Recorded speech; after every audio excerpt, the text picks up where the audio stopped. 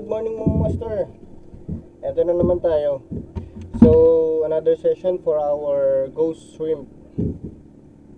So, gagamitin natin ngayon ay namang color green ghost shrimp. So, green siya. Tapos, medyo dark yung kanyang sungot. Ganyan. Yung unang ginamit natin nung nakaraang session, yung kulay orange. Ngayon naman color green. Try na. Available na ito sa ating Lazada at saka sure naman ako na effective din siya. Kasi nagamit na natin, nakakahuli siya. So yun. Okay. Para sa unang hulog. So green. 5 grams nga pala ito mga master. Unang hulog. Para sa pangalawang session natin o pangatlong session natin sa ating mushroom. Sana makadali. Pero sure ito. First drop challenge.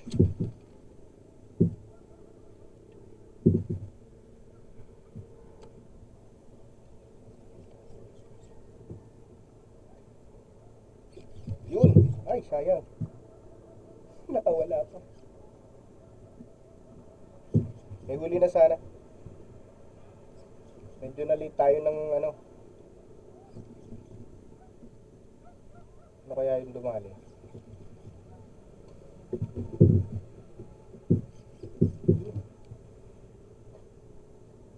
Hindi talagang makauna ito. Hindi makalulog. Yun, hinabol po. Very good. First drop. First drop siya. Ayan. So, B-tail. Ganda. Medyo maliit.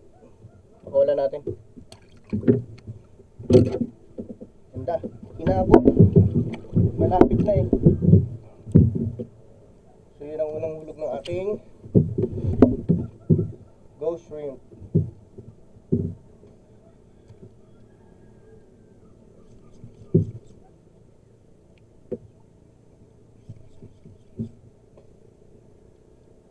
Effective. Sipin mo yung pamain na unang latak pa lamang nakakahuli na.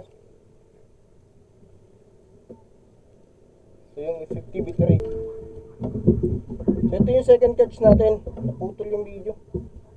Okay na siya, good size na siya. So yun pa rin ang gamit natin pamain. Okay. So nakadalawa na tayo. Isa yung release. Ito yung pangalawa. Nasa malapit lang sila. Grabe. Ganda ng pamain. So the same way pa rin yung ating pag-retrieve. Pinapalubog muna natin and then retrieve. 1, 2, 3. Ganun lang. Pwedeng 5. 1, 2, 3, 4, 5. Yun. Hinihigop lang eh, grabe. Hindi pa kinain. Yan.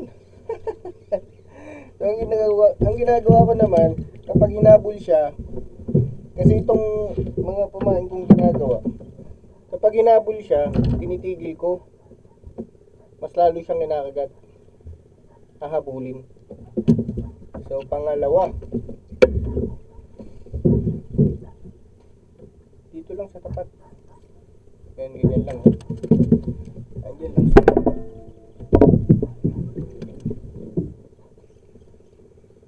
Harvest talaga to.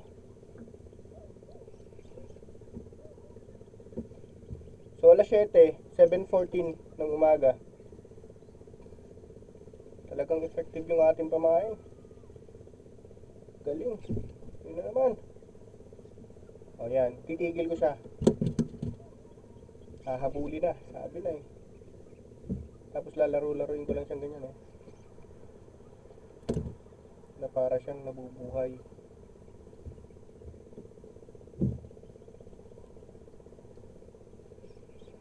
Wala na. Nandito lang sa sawang. Dito tayo sa iba. Baka may medyo malaki-laki dito.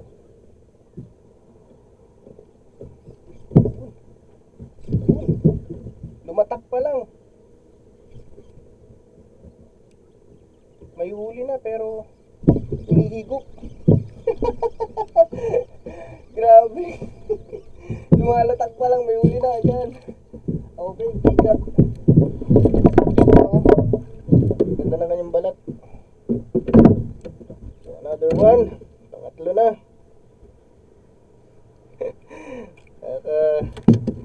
Nakatuwa rin pamayan na rin. Oh, dari pa rin siya.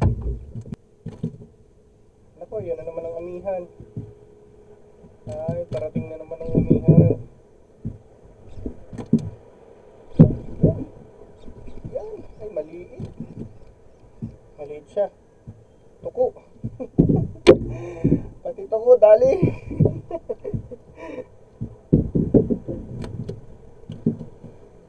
Grabe.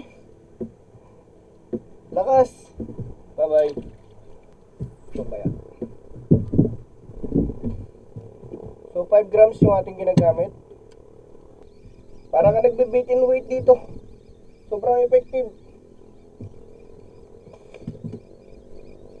Yan. Mamula-mula. Sarap. Okay. Sa mga nag-order po sa aking shop, maraming salamat po. Maraming salamat. Grabe yung suporta nyo. Huli na naman. Yes. Grabe. Maliit ito. O good size na rin. Ayun. Good size. Ito po. Mga master. Okay mga master. Bali, naka-unlock tayo ng isang grass fish. So medyo humahangin na. Tumutumal na ang dawi. Yan. So sa ngayon, lumipat ulit tayo ng bagong spot. Kasi iba na ang rumbo ng hangin ulit. Gamitin naman natin yung orange. Ito. Orange siya. So ghost shrimp pa rin ang design nito. Ganun pa rin. Orange. Ganda na lang yun. Ito pala binigyo ko. 5 grams.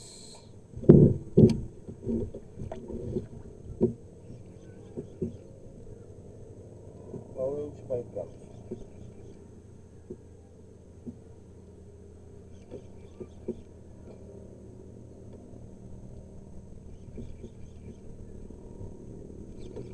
Okay. Unang hulog ng orange natin. Panalo. Ganda. Dinawi. Orange. Nilunok.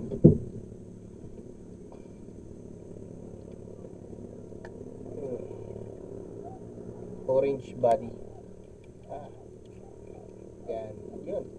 Kumit.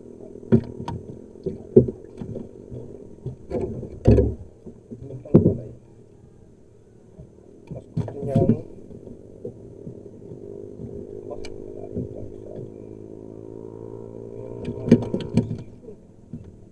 dawin naman sana. Hihintayin kita. Ba? May nakabusaw doon ah. Hinabol na nga. Sarap na sarap sila dito. The one and only. The most outstanding award goes to Tuko. Bye.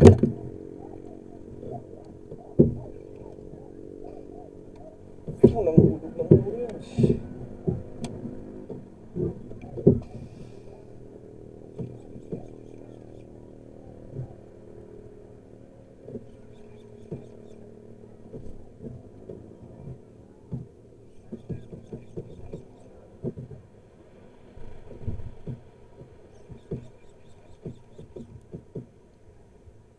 diretso na. So nasa 1 oras na tayo nagpipishing.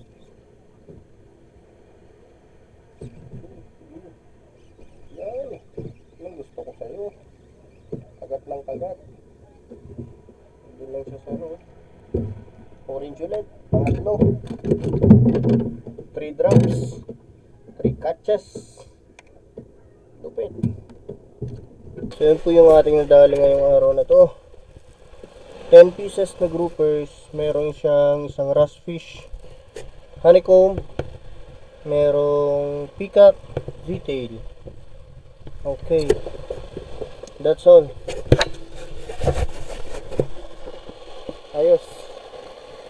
So sa lahat po ng sumusuporta sa akin, maraming salamat. Sa lahat ng nag-a-avail ng Tengkara, maraming salamat. Ayos.